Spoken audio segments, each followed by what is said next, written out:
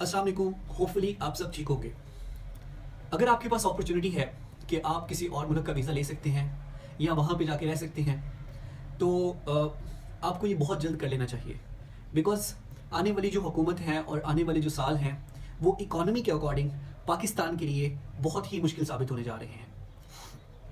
सबसे पहले अगर हम बात करें तो जो इस वक्त पार्टीज जो कोलिशन गवर्नमेंट बनने जा रही है, जिसमें अगर हम मेन पार्टीज की बात करते हैं तो पीएमएलएन और पीपी है।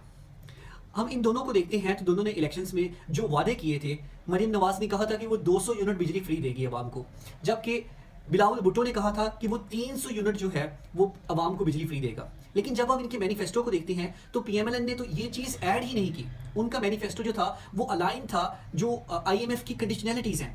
फिर इसी तरह से जब बिलावल भुट्टो के जो पार्टी है पीपल पार्टी, उनके मैनिफेस्टो को देखते हैं तो उसमें भी इसको टेक्निकली ना इग्नोर किया गया। वो इस तरह से कि वहां पे लिखा जरूर गया कि हम 300 यूनिट बिजली फ्री देंगे, लेकिन ये कहा गया कि हम जो सोलर पैनल्स लगाएंगे और सोलर पैनल्स के थ्रू जो बिजली आएगी वो हम फ्री देंगे। अब क्वेश्चन ये उठता है कि ये जो चीज़ें हैं या जो आने वाला टाइम है उसमें हमारे लिए जो आम आवाम है उनके लिए कोई बेहतरी हो सकती है, कुछ चीज़ें बेहतर हो सकती हैं, या उनकी जो स्पेशली ये जो इन्फ्लेशन है ये कम हो सकती है। तो इसका जवाब है बहुत मुश्किल है, कि ऐसा होना बहुत मुश्किल है। और तकरीबन अगर हम रियलिस्टिक अप्रोच के साथ देखें तो आने वाले 2-3 साल में तो ये अनरियलिस्टिक लग रहा है कि ऐसा होगा। अगर हम पाकिस्तान के चैलेंजेस को देखते हैं तो इस वक्त पाकिस्तान ने 65,000 अरब का कर्जा देना है। ये बेसिकली रुपीस में अमाउंट है, और अगर हम इनको डॉलर्स में देखते हैं तो ये बन जाती हैं 131 बिलियन डॉलर। ये पाकिस्तान ने टोटल जो फॉरेन डेब्ट है वो पाकिस्तान ने रीपे करना है। इसके साथ साथ जो आने वाली हुकूमत है उसको आईएमएफ के प्लान में जाना ही पड़ेगा, क्योंकि आपके जो चैलेंजेस हैं, स्पेशली आपने दूसरी कंट्रीज को पेमेंट करनी है इंटरेस्ट की मद में और प्रिंसिपल अमाउंट की मद में। वो मार्च से लेके नवंबर तक, ये जो मार्च आ रहा है इससे लेके नवंबर तक आपने तकरीबन 20 बिलियन डॉलर की रीपेमेंट्स करनी है, जो कि आपके पाकिस्तान के इस वक्त अगर हम रिजर्व्स देखते हैं जो स्टेट बैंक के पास पैसे पड़े हुए हैं वो तकरीबन 8 से 9 बिलियन डॉलर है। और वो भी पाकिस्तान के अपने नहीं हैं, उसमें से भी कुछ अमाउंट्स हमने सऊदी अरेबिया से रिक्वेस्ट करके रिक्वाई हुई है, कुछ अमाउंट हमने चाइना से रिक्वेस्ट करके रिक्वाई हुई है। इसी तरह मार्च में तकरीबन 23 मार्च 2024 को आपने चाइना का 2 बिलियन डॉलर वापस करना है। फिर 15 अप्रैल को आप 1 बिलियन जो आपने बॉन्ड लिया हुआ है उसका रिटर्न करना है। फिर इसी तरह से जून में जाके फिर से आपने 1.8 बिलियन डॉलर जो है वो चाइना का वापस करना है। तो इस तरह से लेके मार्च से लेके नवंबर तक आपने तकरीबन 20 बिलियन डॉलर जो है वो वापस करने हैं। फिर हम फर्दर इन चीज़ों को देखते हैं तो पाकिस्तान का जो इस वक्त इन्फ्लेशन रेट है वो बढ़ रहा है तकरीबन 28.3% के मार्जिन के साथ। एंड ये बेसिकली अगर हम फूड की जो इन्फ्लेशन है उसको देखते हैं, लाइक महंगाई, स्पेशली जो कीमतें इन्हेंस होती जा रही है उसको जब हम देखते हैं तो वो भी 30% की इन्फ्लेशन है, फूड इन्फ्लेशन जो है। बट अब क्वेश्चन ये होता है कि फर्दर जो कमिंग गवर्नमेंट है वो जब आईएमएफ के पास जाएगी तो आईएमएफ की कंडीशनैलिटीज़ क्या होंगी। तो सिंपल सी बात है, वो ये है कि आपकी पेट्रोलियम मसनूआत की जो कीमतें हैं वो बढ़ेंगी, बिजली की कीमतें जो हैं वो बढ़ेंगी, आपकी जहाँ पे भी जो थोड़ी बहुत सब्सिडीज बाकी हैं जो गवर्नमेंट ने आवाम को दी हुई हैं वो भी ख़त्म हो जाएंगी। फिर इसके साथ साथ जो गैस की अभी रिसेंटली आपको पता है कि मोर देन 300 टाइम्स या 400 टाइम्स जो गैस की प्राइस हैं वो इंक्रीज़ की गई है। तो कमिंग टाइम में ये और ज़्यादा इंक्रीज़ होंगी, क्योंकि जो आईएमएफ की कंडीशंस होगी उसके अकॉर्डिंग जो यही हो सकता है कि कंज्यूमर की जेब में डाका डाला जाए और उससे जो पाकिस्तान की इकोनॉमी को मुस्तहकम किया जाए।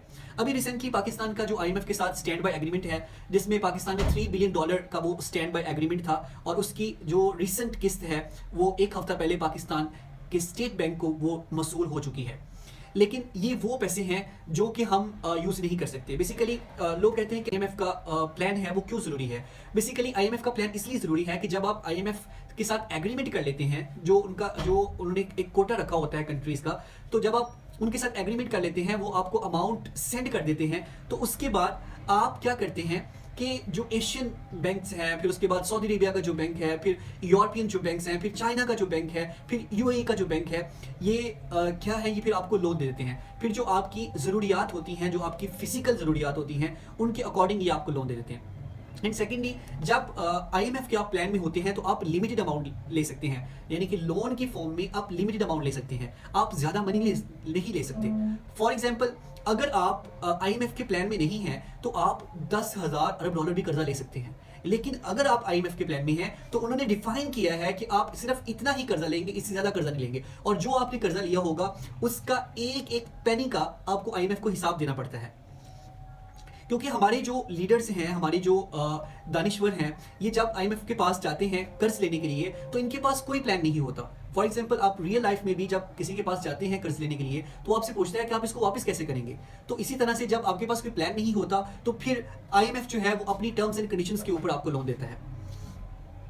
और यहाँ पे मैं आपको एक चीज़ और बता दूँ कि कमिंग 3 ईयर्स में तो पाकिस्तान ने तकरीबन 77.5 बिलियन डॉलर जो है वो रिटर्न करने हैं, और इसमें प्रिंसिपल अमाउंट भी है और इंटरेस्ट भी है। सो जो कमिंग ईयर्स हैं वो बहुत डिफिकल्ट टाइम है पाकिस्तान के लिए, और पाकिस्तान की जो कोलिशन गवर्नमेंट है उसके लिए, स्पेशली पाकिस्तान की कोलिशन गवर्नमेंट को अनपॉपुलिस्ट मूव्स लेने होंगे, अनपॉपुलिस्ट डिसीजंस लेने होंगे, कुछ ऐसे डिसीजंस जो बहुत डिफिकल्ट डिसीजंस होंगे। और डेफिनेटली पाकिस्तान में ऑलरेडी पॉलिटिकल इंस्टेबिलिटी है, ऑलरेडी जो अपोजिशन है वो बहुत तगड़ी है, और वो ऑलरेडी हर वो कोशिश कर रही है जिससे पाकिस्तान में पॉलिटिकल इंस्टेबिलिटी हो। पाकिस्तान में जो बढ़ती हुई महंगाई है तो तकरीबन 40% तक जो पाकिस्तान की पॉपुलेशन है वो पॉवर्टी लाइन से नीचे चली गई है। अगर हम मार्जिन लगाएं, अगर हम मोटा मोटा हिसाब भी लगाएं तो तकरीबन 10 करोड़ लोग ऐसे हैं जो इस वक्त पॉवर्टी लाइन से नीचे हैं। और अब पाकिस्तान का जो अनएम्प्लॉयमेंट रेशो है वो तकरीबन 8.7% है। अनएम्प्लॉयमेंट रेशो वो होता है बेसिकली जब आपके पास वर्क फोर्स हो और आपके पास उसको जॉब देने के लिए किसी किस्म की कोई फैसिलिटी ना हो, कोई आपके पास रिसोर्सेज ना हो। फिर अगर हम देखते हैं तो वुमेन्स का जो जेंडर फर्दर अगर हम देखते हैं तो जो फीमेल्स हैं तकरीबन पाकिस्तान में 49% हैं, और तकरीबन उनकी जो फोर्स में पार्टिसिपेशन है, स्पेशली लेबर फोर्स में जो पार्टिसिपेशन है वो सिर्फ 22% है। इसका मतलब ये है कि 88% फीमेल्स जो हैं उनको हम यूटिलाइज नहीं कर रहे हैं। तो एक ऐसी कंट्री जहाँ पे जिसका कमिंग टाइम भी बहुत मुश्किल है, आने वाले में स्पेशली जो अवाम है उसके लिए कोई खुशखबरी नहीं दिखाई दे रही, स्पेशली कमिंग 3 ईयर्स में। ये जो बिजली की कीमतें हैं या जो और चीज़ें हैं, आप अभी इसके लिए रो रहे हैं, लेकिन इससे बढ़ के और ये महंगी होनी जा रही हैं, और आपकी जो इन्फ्लेशन है ये इससे भी ज़्यादा बढ़ेगी, जिससे नो डाउट जो हम जैसे आम लोग हैं वो इसकी चक्की में पिसेंगे। IMF क्या कहता है? IMF कहता है कि आपने जो मिडिल क्लास है उसके ऊपर टैक्स ज़्यादा लगाना है। IMF के अकॉर्डिंग उसके ऊपर टैक्स बिल बहुत कम है, और जो गरीब आवाम है उसमें, जैसा कि हम अगर बात करें जो क्रिटिकल सोशल स्पेंडिंग की IMF की एक टर्म है, तो उसमें IMF क्या कहता है कि जो गरीब है, स्पेशली जैसे पाकिस्तान में वेलफेयर के जो प्रोग्राम्स हैं, बेसिक इनकम सपोर्ट, तो वो कहते हैं कि आप इसका बजट बढ़ा दें, ठीक है। तो इसके अलावा आप जो मिडिल क्लास है उसके ऊपर टैक्स ज़्यादा लगाएं। फिर फर्दर वो ये बात करते हैं, क्योंकि हम देख रहे हैं कि क्योंकि पाकिस्तान ने तकरीबन इस वक्त तक मोर देन 20 जो IMF के प्रोग्राम्स हैं वो कंप्लीट किए हैं, और इसके साथ साथ हम देखते हैं कि पाकिस्तान का जो सोशल वेलफेयर का या सोशल स्पेंडिंग का जो बजट है वो भी इंक्रीज हुआ है। 2023 का ही अगर हम देख लें तो वो 480 बिलियन है, यानी कि 480 बिलियन रुपीज़ है। सो कमिंग टाइम जो है वो बहुत मुश्किल है और चीज़ें और ज़्यादा वर्स होने जा रही हैं। हम अल्लाह मियाँ से दुआ करते हैं कि पाकिस्तान को वो अपने हिफ्ज़-ओ-ईमान में रखे।